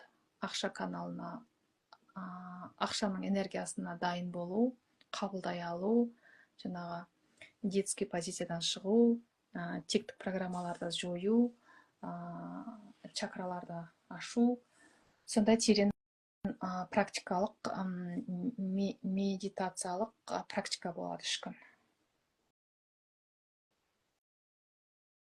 Бұл проработка пятница күні екінші проработкасы болады, қыздар, тағы да. Енді өздеріңізбен жұмыс жасаңыздар, осы нәрсені жазыңыздар. В моменте жұмысқа кетіп бара жатырсыз, ақша туралы қорқынышты ой келді, мысалы уайым болады адам ішінде, уайым. Ақша, как будто сіз тек қана ақша табу үшін өмір сүріп жүрген сияқты уайым. Сол дұрыс емес. Ақша табудан да басқа өте керемет құндылықтарыңыз бар. Сіз әлемге өзіңіз үшін, просто өзіңіз үшін ғана келген жоқсыз, сіз әлемге өзіңіздің ішкі потенциалыңызды қолданып, әлемге жарық сыйлау үшін келдіңіз, әлемге пайдаңызды тигізу үшін келдіңіз. Сол үшін, когда андай эгоистичный не болады ғой, тек қана өзіңізді ғана, қоғара басын ғана ойлайтын адамдар болады ғой. Тек қана алам, кеңістіктен ала берем деген. Олай болмайды. Сіз ала берген сайын, мына жақта энергетикалық сізде котлован болады. Сосын ол котлованның бәрін толтыру керексіз. Ғаламнан алдыңыз ақша, ғаламнан алдыңыз, мысалы 150.000 теңге ғаламнан алдыңыз, оның орнын толтыру керексіз сіз. Служение жасау керек. Служение ол жақсылық, махаббат, көмектесу, жан ашу, қамқорлық, артығымен беру, сыйлық сыйлау, просто күлімсіреп қарау, комплимент айту ғаламға вклад. Просто көмектесу, служение. Просто біреудің просто полын жуып бере салу, просто үйін жинап бере салу. Служение ғой. Сол служение дұрыс болған кезде сол котловандарыңызды жауып жүресіздер да, кармаларыңыз арттарыңыздан. Сол котлован жауылмаған кезде қарыз, кредит көбейіп кетеді. Ғаламнан алғаннан кейін еселеп қайтарып тастау керек сразу. Мен сол үшін айтамын, маған келген клиенттер айтады, сіз бүйтесіз ба, сіз сөйтесіз ба деп. Сосын мен айтамын, мен өзім жұмысыма гарантия беремін. Максимально жасаймын. Қолымнан не келеді, максимально істеймін. 50 мың алсам, 100 мың қылып қайтарамын кеңістікке. 150 мың алсам, 300 мың қылып қайтарамын. 350 мың алсам, миллион қылып қайтарамын. Сондай ақпарат беремін адамға. Неге? Өйткені энергия ол кеңістікте шаршы метрмен есептеледі. Энергия кеңістікте шаршы метрмен есептеледі. Ол дәлелденген. Сол үшін бұл өмірде сіздің айтқан сөзіңіз, айтқан әрекетіңіз, барлығы карма деп айтқанымыз сол. Біреудің ақысына кірдіңіз, уже сіз кеңістіктен энергия ұрладыңыз. Өсектедіңіз, энергия ұрладыңыз. Солай сізге не қазылады? Алдыңыздан өзіңіздің ор қазылады. Кәдімгідей ор, котлован деген ор ғой, ор қазылады. Енді осы ордың бәрін немен төлейсіз? Ауырасыз, балаңыз бірдеңе болады, үйіңізге бірдеңе болады, бітпейтін проблема болады. Не үшін? Потому что жауып жатырсыз ғой, сол котлованды көміп жатырсыз. Сол үшін өте абай болу керек. Сөзге, ойға, әрекетке, ниетке, вообще адамдардың ақысына кірмеу керек. Вообще абай болу керек. Не үшін адамдарда қарыз көп? Не үшін қарызыңыз көп? Не үшін кредитіңіз көп? Өкпе көп, реніш көп, сын көп, сынақ көп, әңгіме көп, өсек көп, уақытыңызды босқа кетіріп жатырсыз. Уақыт ол да энергия. Уақытты дұрыс жұмсамадыңыз, ол да сол котлованның бір түрі. Құр уақытыңызды өсек айтумен, әңгіме айтумен кетіріп жатырсыз, ол да ол сізге не үшін беріліп тұр? Рухыңды дамыт деп тұр ғой. Рухыңды дамыт, оқы, дамы, санаңды кеңейт деп тұр. Сана кеңейген кезде, білім алған кезде, ол еш нәрседен қорықпайды. Былқ етпейді. Өйткені оның не үшін адам уже ондай ситуациялардан сабақ алып үйренгеннен кейін адам өмірлік кез келген ауыр ситуациялардан жеңіл өтіп үйреніп алады. Өмірді сүру жеңілдейді. Өмірде, өмірдің соңына дейін сіз 120 жыл өмір сүрсеңіз де трансформация аяқталмайды. Барлық адамда жүреді трансформация. Өйткені сана энергетикалық сана, ол энергия ғой, сана деген. Ол қабат энергиядан тұрады, қабатталған энергиядан тұрады. Ол қабаттар пирамида сияқты ғой. Жоғарғы жағынан бастап, пирамида сияқты. Жоғарғы жағынан бастап, мысалы,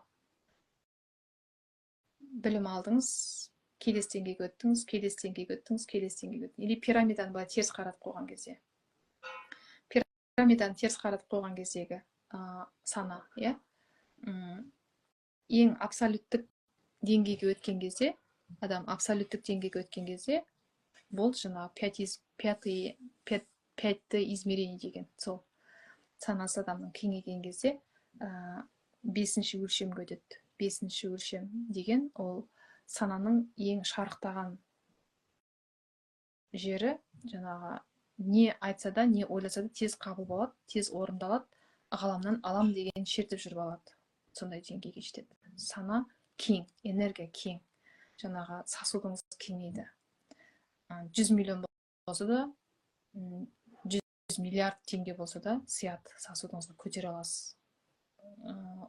Ондай деңгейге жету үшін өте көп практика жасау керек. ақша потогын ашу деген бір сәтте бола салатын нәрсе емес. Біртіндеп келеді. Бірінші, миыңыздағы установкаларды кетіресіз. Екінші, жақсы установка қалыптастырасыз. Үшінші, жоспар құрасыз. Өзіңізге шынайы боласыз, әрекетіңізді дұрыстайсыз, өзіңізді тәрбиелейсіз, мейірімді боласыз, қамқорлық жасайсыз, сын айтпайсыз, өсек айтпайсыз, тәрбиелейсіз кәдімгідей өзіңізді. Бізде дінде де айтады ғой, ғайбат айтпа, өсек айтпа деп, ақысына кіресің деген бар, иә? Ақысы деген сол карма. Бұрын айтып кеткен ғой бұл нәрсенің барлығын. Баяғыда біздің ата-әжелеріміздің айтып отыратын сөздерінің бәрін қазір мен ойыма түсірсем, баяғыда айтып қойған. Просто ол кезде не болды? Біздің ата-әжелерімізде білімді адамдар болса, оларға қауіпті болды. Баю қауіпті, білімді болу қауіпті. Сондықтан олар білімді жердің бетіне шығармады, айтпады, барлық іштеріне жасырып отырды. Жаңағыдай элементарный нәрселер, тамақтың бетін түнде жауып қой дейді. Енді неге деп сұрасаң білмейді, айтпайды. Жап деген соң жап дейді. Сонда ары қарай жаңағы қара энергиялар болады, олар тамаққа жабысып алады, тамақтың зияны болады, тамақ деген энергияны сақтайды, тамақтың памяти бар, ол тамақты біз ішеміз, біз ішкен тамақ денемізге программа болады деп, сонда бәрін біліп тұр, бірақ айтпаған. Көрдіңіз бе? Әр ғұламаның, әр ғалымның айтып кеткен бұрынғы біздің өзіміздің қазақтың ғұлама ақындарының өзі бәрі сол біліп айтқан. Абайдың қандай шығармасын алсаңыз да, Абайдікі бәрі толған хикмет, бәрі толған осы адами құндылық, табиғатын тану, өзінің жаратылысын білу, барлық жерде сол. Өзіңіздің табиғатыңызды танып, өзіңіздің құндылығыңызды білген кезде сіз жетістікке тез жетесіз. Құндылық деген ол не? Оған бөлек тақырып арнаймыз, бөлек күн арнаймыз құндылыққа. Өйткені мен энергетикадан кейін адамдардың құндылығын ашамын. Сондай не бар? Тапсырма бар. Адам өзінің құндылығын ашып, өзі туралы, өзі тануға бағытталған теориялық білімдер бар менде. Соны берем, сеансқа келген адам бәріне берем. Сол жерде мен алдын ала берем. Мысалы, маған сеансқа алдын ала жазылады ғой, 2 апта бұрын, 3 апта бұрын жазылады. Сол кезде мен жазылып, төлем жасалды, мен бүкіл білімнің бәрін олаған беріп тастаймын. Пока өзінің очередь сеансының кезегі келгенше ол адам өзімен жұмыс жасай береді. Сеанс күні мен сұраймын, мынау не деп. Сол кезде мен жазбап едім, мен ашпап едім, мен түсінбей қалдым. Құндылық деген ол не деп өзімнен сұрайды, иә.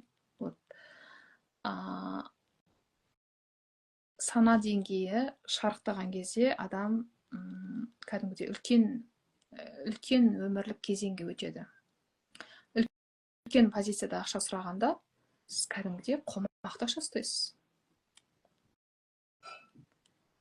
Сол үшін бірінші ойды өзгертеміз. Позитивті ақшаға байланысты ұстанымдарды жазып шығыңыздар. Ақшаға байланысты позитивті ұстанымдарды жазып, тізіп. Мен ақшаның бірінші ғаламмен байланысыңыздар. Мен ғаламмен байланыстамын. Кеңістік әрқашан менімен бірге. Менің әрбір тынысым арқылы кеңістік тыныс алады. Менің әрбір тынысым маған берілген мол мүмкіндік. Менің әрбір мүмкіндігім маған үлкен жетістіктер, жеңістер, табыстар алып келді. Менің сүйікті ісім, ішкі қабілетім мен қасиеттерімді, талантым мен дарындарымды пайдалану арқылы әлемге бақыт, махаббат сыйлаумен маған үлкен табыс әкелді. Менің табысым шексіз. Ғаламның энергиясы қандай шексіз болса, менің табысым сондай шексіз. Өйткені мен шексіз энергиямын. Менің кеңістігімде барлығы шексіз.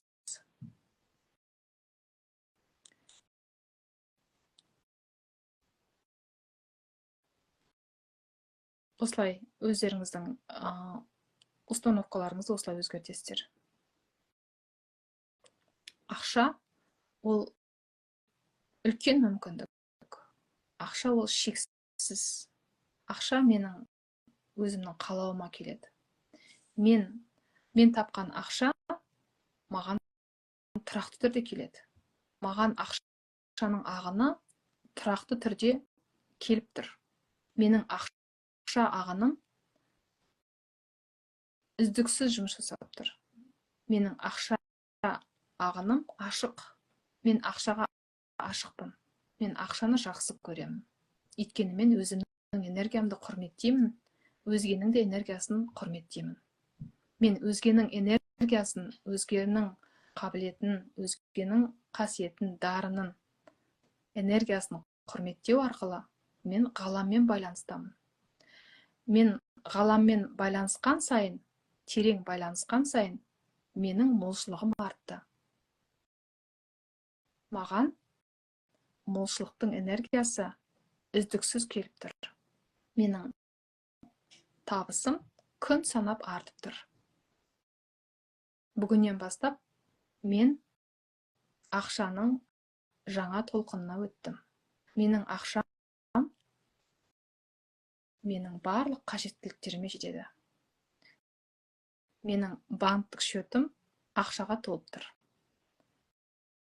Менің банктік шотымде қыруар ақша бар. Менің әрбір тапқан ақшам маған бақыт, қуаныш әкеледі.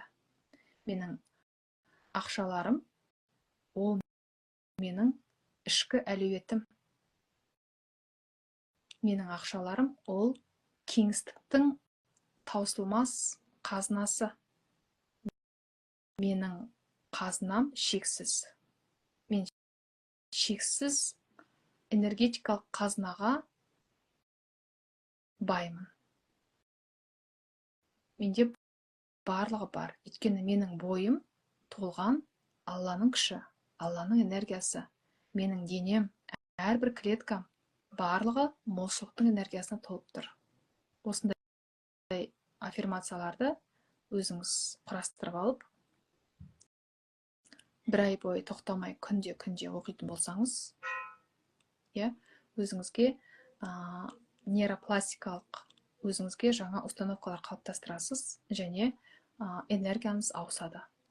Энергияңыз ауысқан кезде өміріңізге жақсы, позитивті жағдайлар, оқиғалар келе бастайды.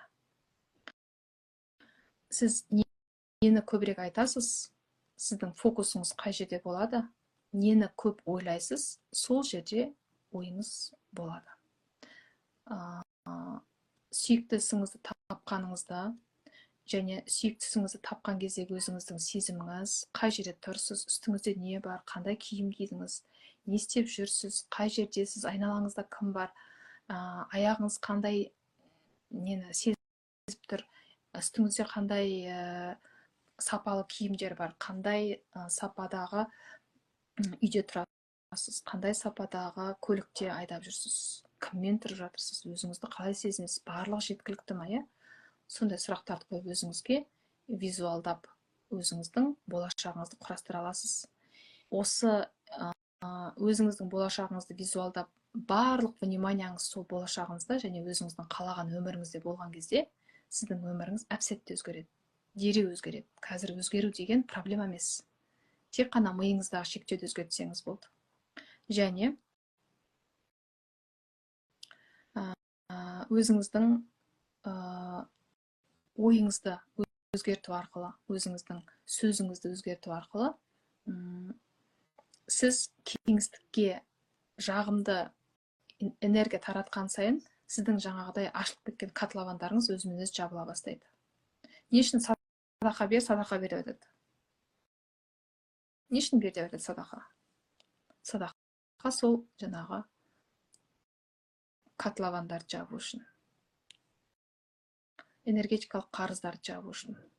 Сіз білмейсіз, бір жыл жыл бұрын қандай уәделер бердіңіз, кімге не деп айттыңыз, кімге нені уәде еттіңіз, даже өзіңізге, балаларыңызға, иә, айттыңыз ба, істеңіз. Істей алмайсыз ба, айтпаңыз. Өзіңізге қарыз болады. Энергетикалық қарыз деген бар. Сіздің физикалық деңгейде көрініп тұрған қарызыңыздан бөлек, сіздің мына жақта қазылып тұрған энергетикалық котлован бар сізде. Сол котлованды сіз осындай қарыз кредитпен толтырып өтеп жүрсіз. Не үшін Алладан 5 уақыт намаз оқып кешірім сұраймыз? Өйткені біз қай кезде қандай адамды ренжіттік, қай кезде қандай күнә жасадық білмейміз. Күнә деген ол біреуді өлтіріп, бауыздап кету емес. Күнә деген оймен, сөзбен, әрекетпен әлемге зиян келтіру. Сіз ойыңызбен де адамға әлемге зиян келтіресіз. Фу, киіп алған киімін қарашы, түк те жараспайды, немене бәле деп айтып кеттіңіз ба бір адамға комментарий жазып, ол сіздің өміріңізге уже басқаша карма болып келеді. Сондықтан бүгінгі тақырып бізде ақша ұстанымдарымен жұмыс жасау болған. Осы эфирмен бөлісіңіздер. Сәл ұзақтау болып кетті, өйткені жаңағы оқырманымыздың жағдайын көрдіңіздер ғой өздеріңіз. Мен тіпті ондай болады деп ойлаған жоқпын. Енді көрдіңіз ба, до того біздің қазақтың қыздарын қаншалықты басып, өте ұяң қылып білім алмайтындай, тек қана үйдің тірлігіне ғана байлап тәрбиелеген. Көрдіңіз ба?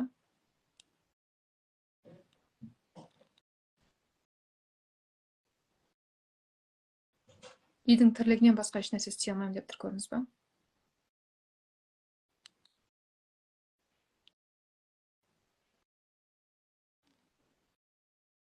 Сол үшін балаларды оқыту керек, балаларға білім беру керек. Өздеріңізде жасыңыз 90-ға келсе де, жасыңыз 100-ге келсе де тағдырыңызды құрастыра аласыз. Бір адамға 120 жыл өмір сүруге энергия берілген. Ал сол 120 жыл өмір сүруге берілген энергияны сіз қаншалықты қалай жұмсап жүрсіз, өзіңізге байланысты. Практиковать етіп, күнделікті энергияны сақтап, өзіңізді тазалап, өзіңіздің ниетіңізді тазалап, ойыңызды тазалап, тәніңізді, жаныңызды таза ұстап жүрсеңіз, құрметтеп, онда сіз энергияны сақтап жүрсіз.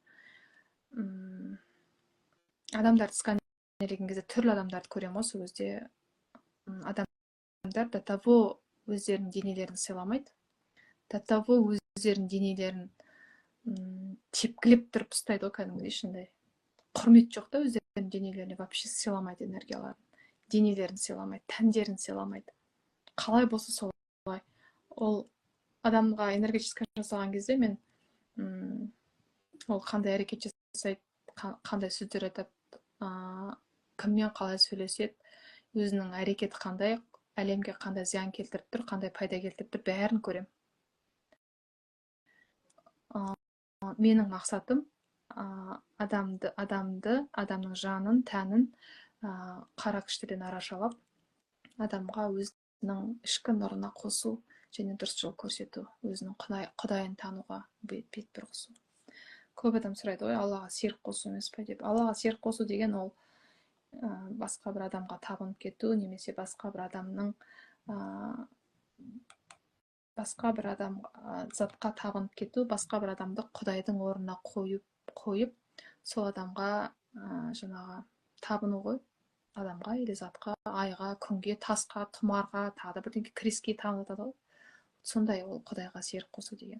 Ал бұл менің жұмысым құдайға серік қосу емес, керісінше сіздің бойыңыздағы құдайға жеткізбей тұрған тілектеріңіз, құдайға жетпей тұрған тілек дұғаларыңыз, негативті установкалардан тазарту, негативтен тазартып, өзіңіздің ішкі құдайдың энергиясына санаңызбен бірге, тәніңізбен бірге, жаныңызбен бірге қосып беру. Сол кезде адам өзін өзі ары қарай алып, со временем адамға осознанность келіп, өзінің өмірін ары қарай алып жүріп кете алады. Так, 1 сағат 40 минуттай болыпты отырғаныма. Сұрақтарыңыз бар ма, құрметті көрермендер, құрметті оқырмандар, қыз-келіншектер? Шынымен де қыз-келіншектерге қатты жаным ашиды, өйткені мен де өттім сол нәрседен.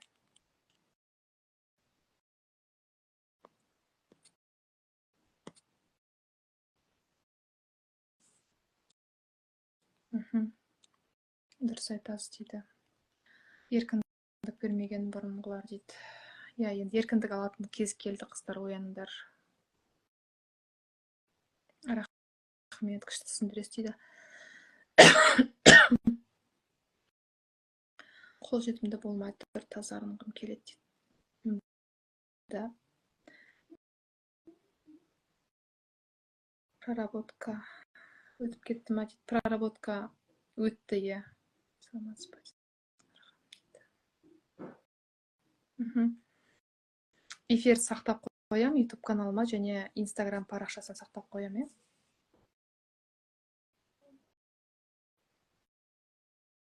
Рахмет сізге. Қуаныштымын.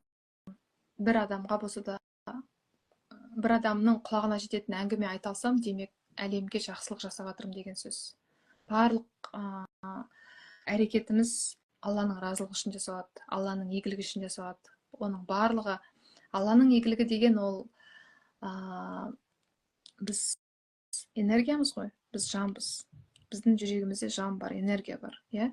Ал тәніміз біздің, ол жердікі, ол ертең біз жанымыз ұшып Аллаға барған кезде, кеткен кезде жанымыз. Тәніміз біздің жерге қалады. Ал жерден удобрение болып кетеді ғой, қорытылып, ол өзі сұйықтыққа айналып жоқ болып кетеді. Сол кезде көрдіңіз бе? Ал жан ол мәңгі тірі, өлмейді. Сана. Не үшін сананы кеңейт, білім ал деп айтады? Не үшін? Сана мәңгі тірі, өлмейді. Сіздің алған біліміңіз, сіздің терең алған біліміңіз, жан деңгейінде терең алған біліміңіз, ол ешқашан өшпейді, өлмейді. Келесі воплощениеде сіз соны қолданасыз. Келесі воплощениеде сіз осы өмірде дұрыс өзіңіздің миссияңызды тауып, білімді болып, өзіңізді дамытқан болсаңыз, келесі воплощениеде сіз бірден туылған кезде уже басқаша кармамен туыласыз. Потому что осы өмірде кармаңыз дұрыс өтеп шықтыңыз, дұрыс өмір сүрдіңіз. Келесі өмірде, воплощениеде уже сізде дұрыстау карма болады. Қалағаныңызды аласыз өмірден. Көрдіңіз бе? Керек ол сізге. Қазіргі алыңыздар деп жатқан білімдер, үйреніңіздер деп жатқан білімдер, ол сіздің мәңгі жаныңызбен, тәніңізбен бірге жүретін білім. Өшпейді, өлмейді, мәңгі бірге. Ойламаңыздар, ол мен қазір маған ол не керек деп ойламаңыздар. Санаңыз үшін керек. Сана, жоғарғы сана, өлмейді ол. Ешқашан өлмейді. Мәңгі тірі. Құдай қалай мәңгі тірі болса, сіздің санаңыз бен жаныңыз мәңгі тірі. Сол үшін ақшаны сылтау етпеңіздер. Просто бір рет жақсылап үйреніп білім алыңыздар. Просто өзіңізбен жұмыс жасап, жауапкершілікті алып дамыңызшы, пожалуйста. Құдай үшін. Бәріміз Құдай үшін істейміз.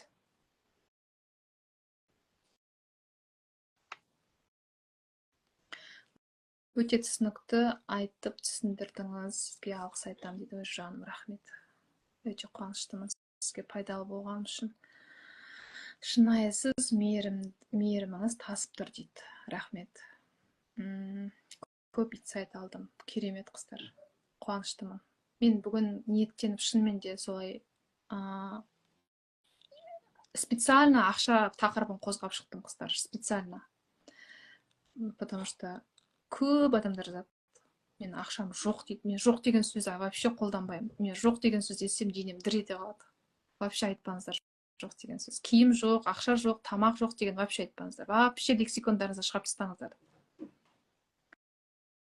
Күшті түсініктер келіп жатыр. Рахмет дейді. Рахмет сіздерге. Көп инсайт алдым. Рахмет. Жарайды, қыздар. 3 күндік медитацияға жазылатын болсаңыздар, жазылыңыздар. 3 күндік медитация 30 000 теңге тұрады, қыздар. Ол жақта да терең білім аласыздар. Ол жақта менімен потокта болған қыздар, алдыңғы медитацияда қатысқан алдыңғайда.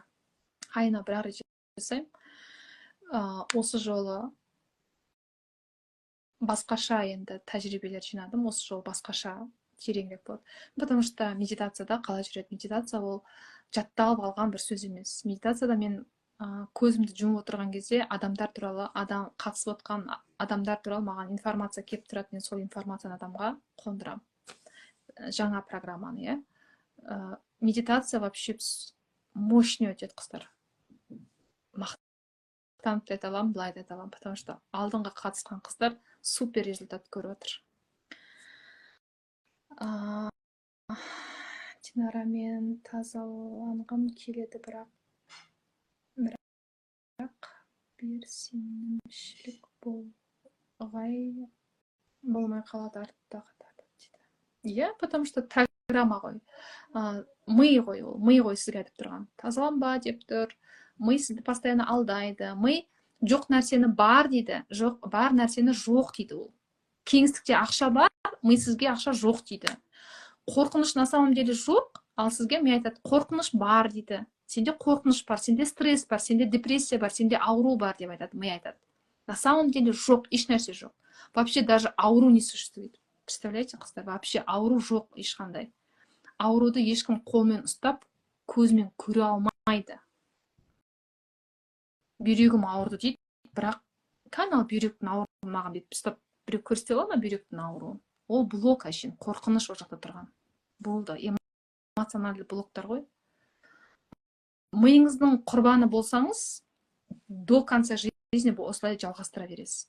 Шешім қабылдап, болды, мен тазарамын, мен бітті, шашадым, мен жаңа келіншек сияқты мен шашадым деп жылайтын болсаңыз, все, сізге жаңа есік ашылады. Шашадым деп қана қоймай, сіз шешім қабылдау керексіз және әрекет жасау керексіз. Ой,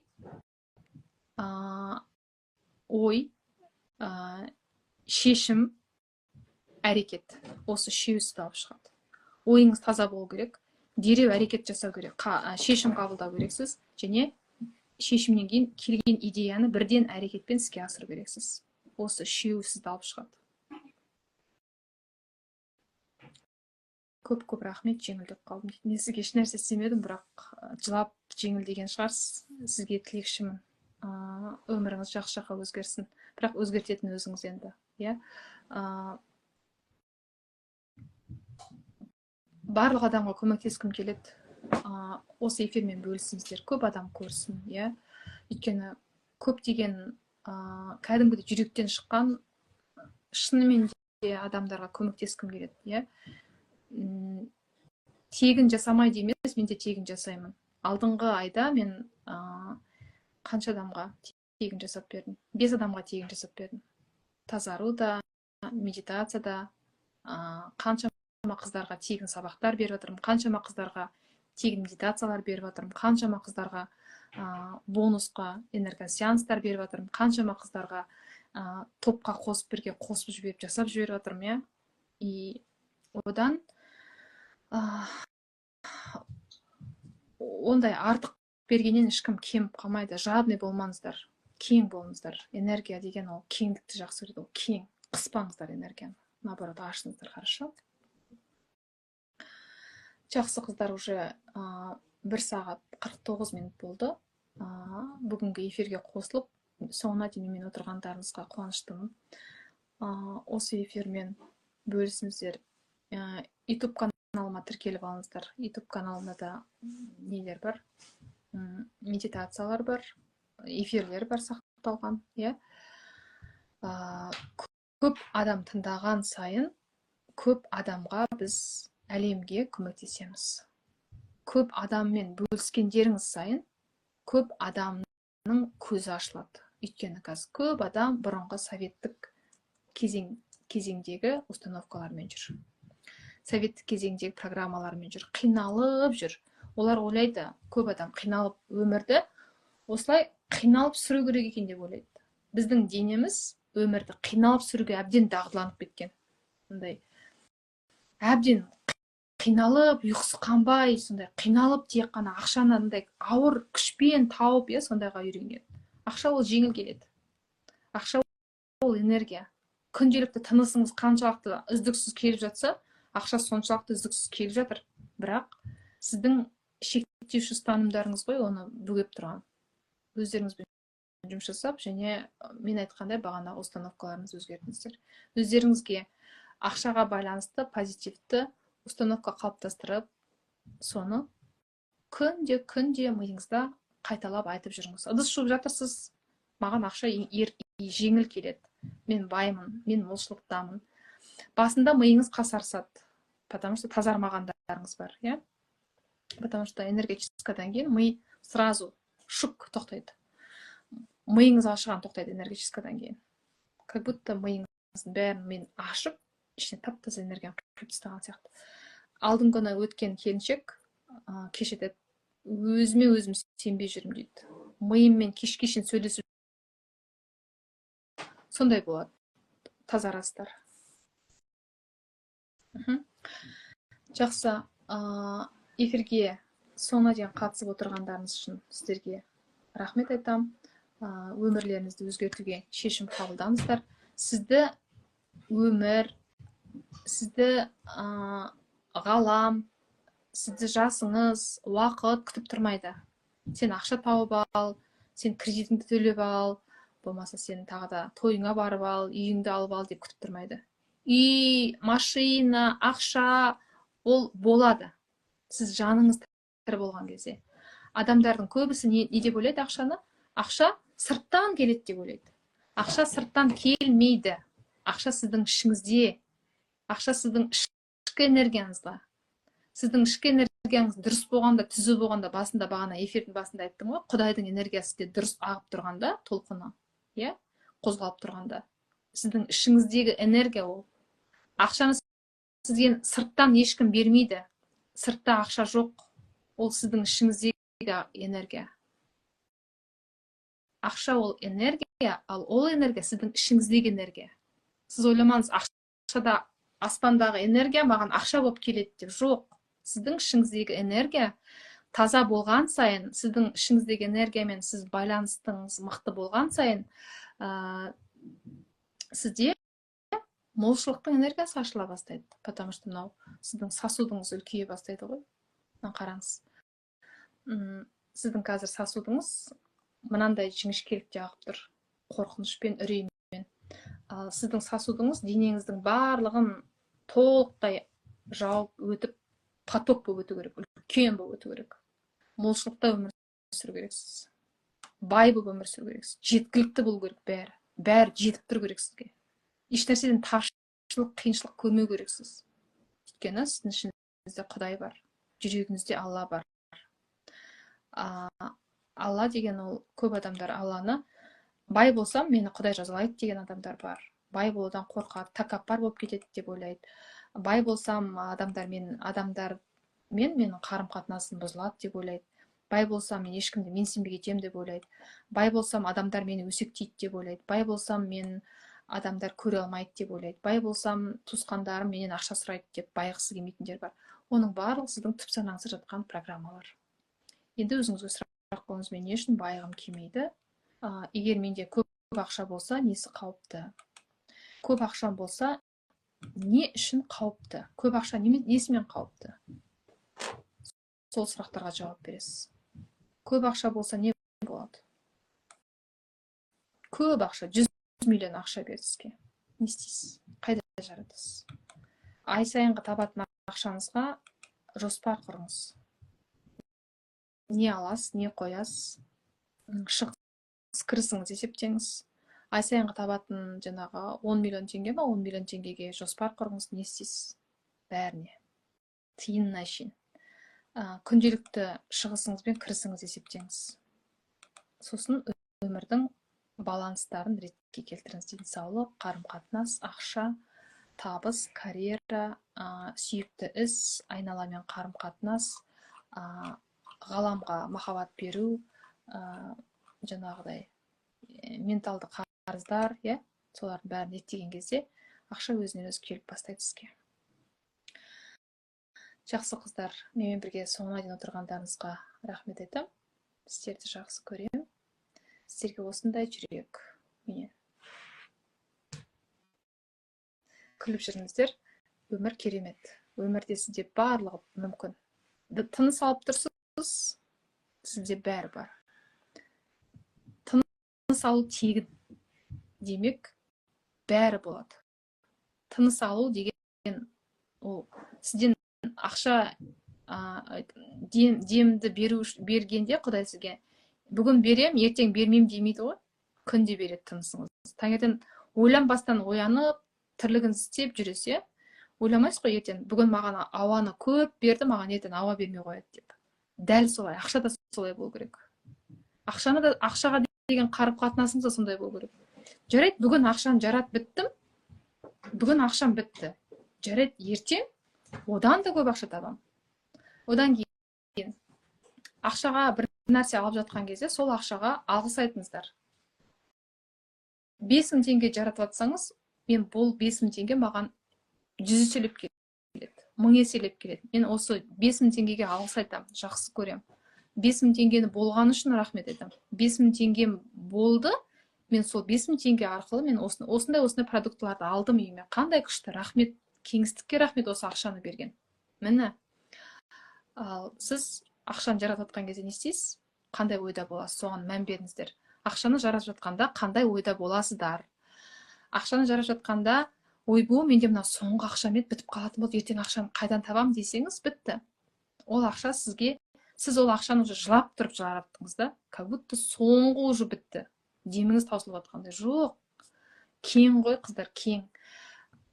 Тынысыңыз көп қой, тынысты алған кезде экономить етіп алмайсыз ғой тынысты. Бір мұрмен ала тұрайын, ақшам жетпей қалады деп. Или ауа таусылып қалады, бір мұрмен тыныс ала тұрайын демейсіз ғой, иә? Екі мұрмен от души аламыз ғой тынысты. Қай жерде болса да тыныс бар, иә? Әжетханада болсақ та, ұшақта болсақ та, ауа деген жеткілікті, иә? Дәл солай. Кеңістік өте кең, шексіз. Сіздің энергияңыз да, сіздің денеңіз де, тәніңіз де, жаныңыз да бәрі шексіз, санаңыз да шексіз. Иә, сол мен келген адамда, келген клиенттердің бәріне сөйтіп айтамын. Сіз ауаны жұтқан кезде бүгін көп жұтып қойдым ауаны, ертең ауа бітіп қалады, кішкене экономдай тұрайын деп айтпайсыз ғой. Кең молынан демаласыз ғой, сол сияқты ғой. Күшті, керемет эфир болды, рахмет сізге дейді. Сіздерге де рахмет. Рахмет. Сіздерді жақсы көрем. Осы эфирмен көп бөлісіңіздер, хорошо? Эфирдің ішінде көп деген ақпараттар сақталды. Жақсы. Келесі эфир пятница күні болады. Пятница күнгі эфирді ішкі құндылықтарды қалай анықтаймыз, ішкі құндылықтарды қалай ашамыз, соған байланысты болады, хорошо? Тағы да қалам қағаздарыңызды алып дайындалып отырыңыздар. Бүгін кімде қандай установка болды, ақшаға байланысты, кім қандай инсайт алды, осы эфирдің астына сақтағаннан кейін жазып қойыңыздар, хорошо? Сіздерден күшті отзывтар күтемін. Пока, қыздар. Кім қандай инсайт алды, кімге қандай түсінік келді, кім қандай установкаларын тауып алды, қалай оны жасады, иә, сол туралы маған осы эфирдің астына жазып кетіңіздер, хорошо? Келесі эфирді құндылыққа арнаймыз, құндылықты ашамыз. Өйткені көп қыздар құндылықтың не екенін де білмейді екен. Соған көмектесемін, қыздарға. Келесі ертең четверг, пятница күні болады. Пятница сағат 19:00-де эфир, қыздар. Жақсы, қыздар, қайырлы түн. Жақсы ұйықтаңыздар. Түстеріңізде ғажайып, чудесный түс көріңіздер. Бүкіл арман тілек ниеттеріңіздің бәрі орындалсын. Өйткені сіздің ішіңізде жарқын энергия бар. Қазіргі сіздің денеңіз, тәніңіз бәрі программа. Сіз әппақ таза кристалсыз. Қайырлы түн.